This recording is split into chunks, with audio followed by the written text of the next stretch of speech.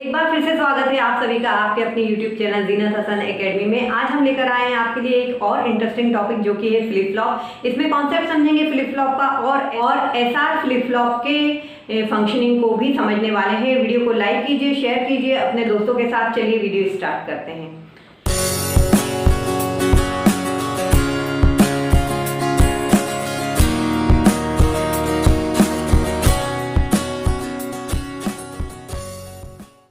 तो flip flop क्या होता है?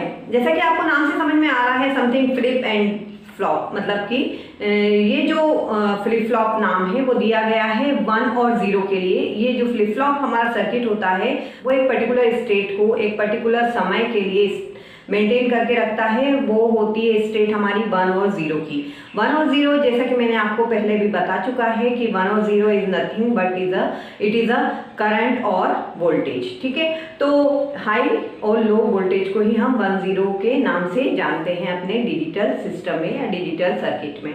ठीक है, तो फ्लिप फ्लॉप और लैचेस दोनों की फंक्शनिंग लगभग एक जैसी होती है, लेकिन बस डिफरेंस ये होता है लैचेस और फ्लिप फ्लॉप में कि फ्लिप फ्लॉप में जो हमारी फंक्शनिंग होती है वो क्लॉक सिग्नल्स के राइजिंग और फॉलिंग एज पर होती है। मतलब या तो वो पॉजिटिव एज ट्रिगर होगा या वो निगेटिव एज ट्रिगर होगा। मतलब जो 0 से 1 अगर हमारी जो पल्स है क्लॉक की वो यदि ऊपर जा रही है तब वो ऑपरेट होगा, या नीचे आ रही है तब वो ऑपरेट होगा। जबकि जो हमारे लेचेस हैं वो पल्स ट्रिगर्ड होते हैं, मतलब कि पल्स यदि पॉजिटिव हो रही है या नेगेटिव हो रही है उसके ऊपर ऑपरेट होते हैं।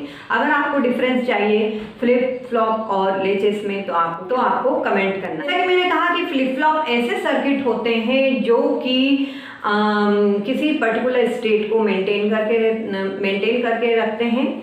जब तक मेंटेन करके रखते हैं जब तक कि उनके इनपुट में कोई चेंजेस नहीं होते। तो यहाँ पर हमने डिफाइन कर लिया है हमारे फ्लिप फ्लॉप को कि flip flop is a circuit that maintains a state until directed by input to change. मतलब इनपुट में यदि चेंज होगा तो ही फिर हमारी जो पर्टिकुलर स्टेट है उसमें चेंज आने वाला है।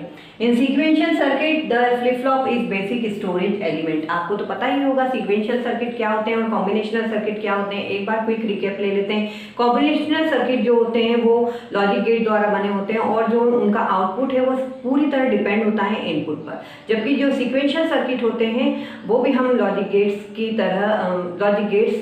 की हेल्प से ही डिजाइन करते हैं, लेकिन जो इनका आउटपुट होता है वो इनपुट और जो हमारा फीडबैक एलिमेंट है जो कि हम flip flop as a memory element उसमें यूज करते हैं और जो प्रीवियस स्टेट है उस पर डिपेंड करता है। कॉम्बिनेशनल और सीक्वेंशियल सर्किट का जो डिफरेंस है वो हमने वीडियो अपलोड कर दिया है। अगर आपने नहीं देखा है तो जल्दी से जाकर उसे देख लीजिए। तो सीक्वेंशियल सर्किट में जो फीडबैक दिया जाता है, जो मेमोरी एलिमेंट यूज किया जाता है वो फ्लिप फ्लॉप ही होता है। तो फ्लिप फ्लॉप डिफरेंट टाइप्स के होते हैं, जैसे SR flip flop, JK flip flop, D flip flop, T flip flop और मास्टर स्लेव फ्लिप फ्लॉप। आज हम इस वीडियो में डिस्कस करेंगे फ्लिप फ्लॉप की functioning with the use of SR flip flop. मतलब एसआर फ्लिप फ्लॉप को हम समझेंगे कि कैसे वो काम करता है और उसी की फंक्शनिंग जो है वही कॉन्सेप्ट लिए रहता है। हर टाइप का फ्लिप फ्लॉप थोड़े बहुत चेंजेस होते हैं, उनका ट्रूथ टेबल में कैसी स्टेट चेंजेस होती है वो सब हम आने वाले वीडियो में देखते रहेंगे। तो एसआर फ्लिप फ्लॉप को हम डिस्कस करते हैं यहाँ पर। SR flip flop, SR flip flop का जो नाम दिया गया है वो है S for set and R for reset. Set जो स्टेट होगी वो हमारे आउटपुट में 1 देगी और रीसेट जो कंडीशन होगी वो हमारे आउटपुट में 0 देगी। अगर हम इसको ब्लॉक डायग्राम से दर्शाना चाहें तो इस तरीके से दर्शा सकते हैं। ये एस हो गया, ये आर हो गया इनपुट, ये हमारा। तो यहाँ पर हम डिजाइन करेंगे इसका नैन इम्प्लीमेंटेशन से सर्किट। चलिए डिजाइन करते हैं। आपको 4 नेट गेट पहले बना लेना है, राइट। यहाँ पर आपका आउटपुट होगा एक Q और एक होगा Q बार या Q डैश। ठीक है, ये इनपुट हो जाएंगे आपके इस वाले गेट में S और R और ये हो जाएगा क्लॉक सिग्नल। ठीक है,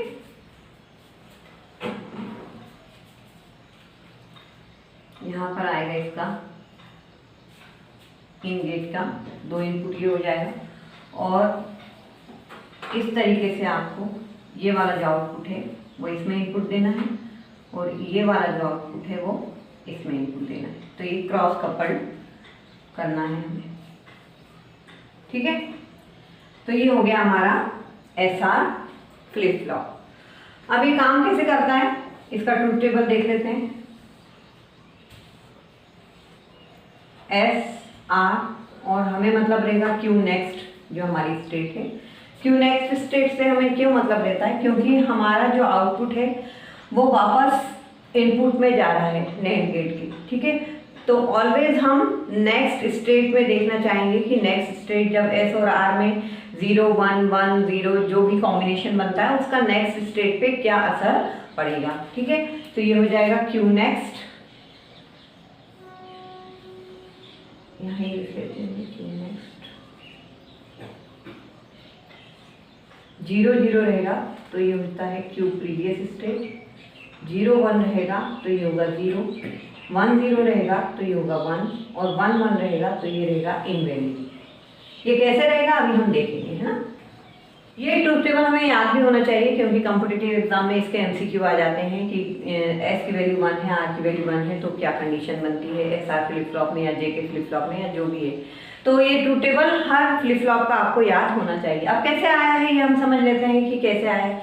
यहाँ क्लॉक सिग्नल हमेशा जब ऑन रहेंगे, जैसा कि मैंने आपको बताया कि जो फ्लिप फ्लॉप है वो राइजिंग या फॉलिंग एज पर वर्क करता है, ठीक है। तो हमेशा क्लॉक सिग्नल जो है वो ऑन रहेगा तभी ये फंक्शनिंग इसकी रहेगी, अदरवाइज नहीं रहेगी। तो यहाँ पे क्लॉक सिग्नल क्या है, ऑन है। ऑन है मतलब क्या है, उसकी वैल्यू क्या है, 1 है, राइट। तो यहाँ पर हम क्लॉक सिग्नल 1 के लिए ये जो हमने ट्रूथ टेबल बनाया है वो किस तरीके से आया है सर्किट से समझ लेते हैं। सबसे पहले S की वैल्यू 0 है और R की वैल्यू भी 0 है।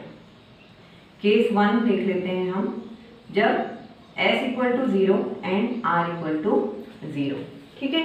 तो हमें क्या मिलना चाहिए, जैसे कि हमें दिख रहा है यहाँ पे Q प्रीवियस स्टेट हमें मिली है। कैसे मिली है वो हम देखते हैं। यहाँ पे 0 है, यहाँ पे 0 है, यहाँ पे 1 है। सभी जो गेट है वो NAND गेट है। NAND गेट का आउटपुट हमें पता होना चाहिए क्या होता है। NAND गेट में क्या होता है, 0 0 0 1 1 0 1 1। यदि आपका NAND गेट है तो आपके जो आउटपुट है वो इस तरीके से होते हैं। मतलब किसी भी एक पर यदि 0 है, 2 पर 0 है तो ठीक ही है, लेकिन यदि एटलीस्ट किसी 1 पर यदि 0 है इनपुट, ये हमारा इनपुट है, ये हमारा आउटपुट है NAND गेट का, तो हमारे पास 1 आता है। किसी भी एक पर यदि 0 है तो हमारे पास 1 आता है, 2 पर यदि 1 है तो हमारे पास 0 आता है। ये होता है NAND गेट का, ठीक है। जैसे ही हम 0 की बात करेंगे, किसी एक पर भी हमें 0 मिलेगा तो मतलब आउटपुट में हम आसानी से, हमें दूसरा इनपुट देखने की जरूरत नहीं है, हम आउटपुट में आसानी से बता सकते हैं कि क्या आने वाला है, 1 आने वाला है। जैसे S0 R0 है तो यहाँ पे भी 1 आएगा, यहाँ पे भी 1 आएगा, क्योंकि एटलीस्ट 1 तो हमें 0 मिल गया। क्लॉक तो खैर 1 है ही है, तो हमें अभी इस बात का बॉदरेशन नहीं है। जैसे ही अगर हम इनपुट में 0 देख लेते हैं NAND गेट में तो हम ये जान जाएंगे कि आउटपुट में हमें 1 मिलने ही वाला है। अब यहाँ पे 1 है, यहाँ पे 1 है। बात करेंगे हम Q नेक्स्ट की, है ना। ये Q और Q डैश है, यहाँ पे Q नेक्स्ट आ जाएगा और यहाँ पे Q डैश नेक्स्ट आ जाएगा, राइट। अब यहाँ पे 1 है, यहाँ पे 1 है और यहाँ पर दूसरा जो इनपुट है वो Q डैश का आ रहा है, राइट। और यहाँ पर जो इनपुट आ रहा है वो Q का आ रहा है। सपोज हमारी प्रीवियस स्टेट एक बार हम 0 मान लेते हैं, एक बार जो है हम 1 मान लेते हैं। यदि हमारा Q का वैल्यू 0 है तो यहाँ से हमें क्या मिलने वाला है, यहाँ से हमें मिलने वाला है 0 1। 0 1 का कॉम्बिनेशन आउटपुट में क्या देगा, 1 देगा। यदि Q डैश में 1 आ गया तो जाहिर सी बात है कि Q क्या हो जाएगा, 0 हो जाएगा। मतलब हमारा Q नेक्स्ट जो होगा वो 0 को बताएगा। जब हमने 0 माना तो हमारा Q नेक्स्ट जो है वो 0 आ गया। कह सकते हैं कि प्रीवियस स्टेट ही आ गई Q नेक्स्ट में। एक बार फिर से समझते हैं। देखिए Q की वैल्यू हमने 0 मानी, यहाँ पे 0 आया, ठीक है। 1 0 का आउटपुट क्या होता है, 1 होता है। जब ये 1 है, Q डैश 1 है, तो इसका उल्टा क्या हो जाएगा, 0। मतलब जो Q नेक्स्ट आने वाली है वो क्या आ जाएगी, 0, जो कि प्रीवियस स्टेट 0 के बराबर है। इन केस हमने जब 0 माना, इन केस जब हम 1 मान रहे हैं, जब Q की वैल्यू हम 1 मान रहे हैं, तो क्या हो रहा है कि यहाँ पर 1 आ रहा है। अब 1.1 क्या हो रहा है, 0। ठीक है, यदि Q डैश 0 है तो Q क्या होगा, 1 होगा। Q क्या होगा, 1 होगा। पहले भी 1 था, आया भी 1, तो हम कह सकते हैं प्रीवियस स्टेट आई। तो हमने जब Q की वैल्यू 0 मानी, Q की वैल्यू 1 मानी, तब हमें क्या मिल रहा है, जो Q नेक्स्ट मिल रहा है हमारा, वो क्या मिल रहा है, प्रीवियस स्टेट ही मिल रहा है। तो हम यहाँ लिख देंगे कि हमें Q की जो है प्रीवियस स्टेट मिल गई। ठीक है, केस नंबर 2, केस नंबर 2,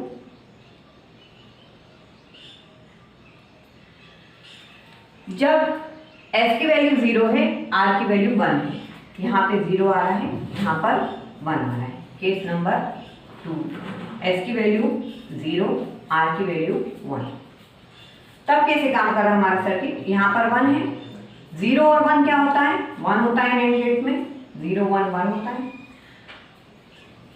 यहाँ पर 1 है, यहाँ पर 1 है, 1 1 क्या होता है, 0 होता है, 1 1 क्या होता है, 0 होता है। जैसे ही आपको किसी भी एक में 0 मिल जाए, जैसे ही आपको किसी एक में 0 मिल जाए, तो आपको क्या समझ लेना है कि उसका आउटपुट क्या होता है, हमेशा 1 होता है। जैसे ही हमें किसी भी एक इनपुट में 0 मिलता है, तो हमें समझ में आ जाता है कि जो आउटपुट है वो 1 आने वाला है। मतलब Q डैश जो है हमारा क्या हो जाएगा, 1। ठीक है, Q डैश हमारा क्या है, 1 है। अब Q डैश 1 है, तो यहाँ से जो Q डैश 1 चला, ठीक है, यहाँ से Q डैश 1 चला, 1 और 1 का NAND आउटपुट क्या होता है, 0। तो ये हो गया हमारा 0। मतलब Q नेक्स्ट हमारी जो वैल्यू आई है ना, नेक्स्ट की वैल्यू है रहेगी है, Q नेक्स्ट जो हमारी वैल्यू है वो क्या है, 0। राइट। तो हमें क्या देखना है, अगली वैल्यू। अगली वैल्यू हम क्यों देख रहे हैं, क्योंकि हमारा जो आउटपुट है वो फिर से इनपुट हो रहा है, फिर से फीडबैक की तरह जा रहा है और इनपुट हो रहा है। ठीक है, तो हम हमेशा नेक्स्ट स्टेट की बात करेंगे। ठीक है, तो ये आपको समझ में आ गया। और आपने एक स्टेट निकाल ली, तो उसकी कॉम्प्लीमेंट स्टेट जो होगी वो उसकी दूसरी स्टेट होगी। जैसे Q आ गया तो Q डैश आप समझ जाएंगे, Q डैश आ गया तो Q आप समझ जाएंगे। राइट, इसमें कोई आपको कंफ्यूजन नहीं होगा मुझे लगता है। तो ये हो गया हमारा केस 2। केस 3 की अगर हम बात करें, केस 3 की अगर हम बात करें, S equal to 1, R equal to 0। ठीक है, नेक्स्ट स्टेट देखते हैं केस 3 में। S इक्वल टू 1, यहाँ पे S इक्वल टू 1 ले लीजिए और R इक्वल टू 0 ले लीजिए। एक में भी यदि 0 आता है तो हमें क्या मालूम है कि हमें आउटपुट क्या मिलने वाला है, 1 मिलने वाला है। और 1 1 क्या मिलने वाला है, हमें यहाँ पे 0 मिलने वाला है। ठीक है, अब ये 0 है तो इसका मतलब जो है, जो आउटपुट है वो क्या होगा, 1, क्योंकि एक में भी 0 आता है तो हमें पता है कि आउटपुट पे 1 मिलता है। तो मतलब ये जो Q है प्रीवियस स्टेट वो क्या होगी, 1। अब ये 1 जब इधर जाएगा, ये इधर जाएगा, तो 1.1 क्या मिलेगा, 0। ये मिलेगा हमारा 0, ये 0 है, तो हमारा कॉम्प्लीमेंट क्या हो जाएगा, 1। मतलब हमारी जो Q नेक्स्ट आएगी, इसके बाद का जो Q होगा वो उसकी वैल्यू भी क्या हो जाएगी, 1। तो हम लिख सकते हैं S equal to 1, R equal to 0 पे हमारी Q नेक्स्ट की वैल्यू क्या होगी, 1। राइट।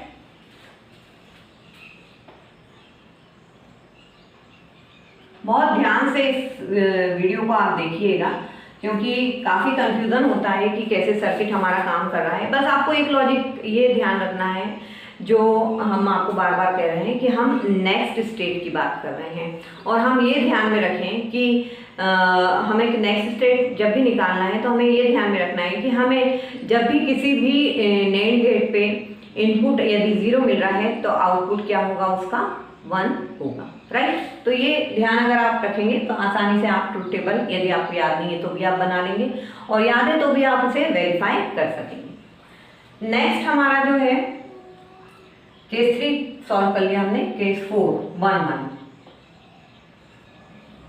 1 1, इस पे 1, इस पे भी। तो केस 4 हमारा जब S equal to 1, R equal to 1, S में 1, आर में 1, क्लॉक 1 है। 1 1 है तो हमारे पास आता है 0, 1 1 है तो हमारे पास आता है 0। ठीक है, किसी भी एक पर 0 होता है तो हमें पता है कि आउटपुट क्या मिलने वाला है 1, और यहाँ पे आउटपुट क्या मिलने वाला है 1। क्या ऐसा पॉसिबल है कि Q और Q डैश की वैल्यू हमेशा एक जैसी हो? पॉसिबल नहीं है। यदि Q 1 है तो Q डैश 0 होगा, यदि Q 0 है तो Q डैश 1 होगा, क्योंकि कॉम्प्लीमेंट वैल्यू है। तो जाहिर सी बात है, ये जो केस 4 है हमें ऐसी कंडीशन पे पहुंचा रहा है जो कि पॉसिबल नहीं है, एक इनवैलिड कंडीशन पर पहुंचा रहा है। इसलिए केस 4 में हम लिखेंगे ये इनवैलिड कंडीशन या फॉरबिडन कंडीशन। ठीक है, तो ये हुई हमारी एसआर फ्लिप फ्लॉप की फंक्शनिंग। आई होप आपको समझ में आ गया होगा कैसे हमारा सर्किट एसआर फ्लिप फ्लॉप का काम करता है। आगे यदि आप और फ्लिप फ्लॉप पढ़ना चाहते हैं तो हमें कमेंट करके ज़रूर बताइएगा। अभी के लिए इतना ही। वीडियो को लाइक कीजिए, शेयर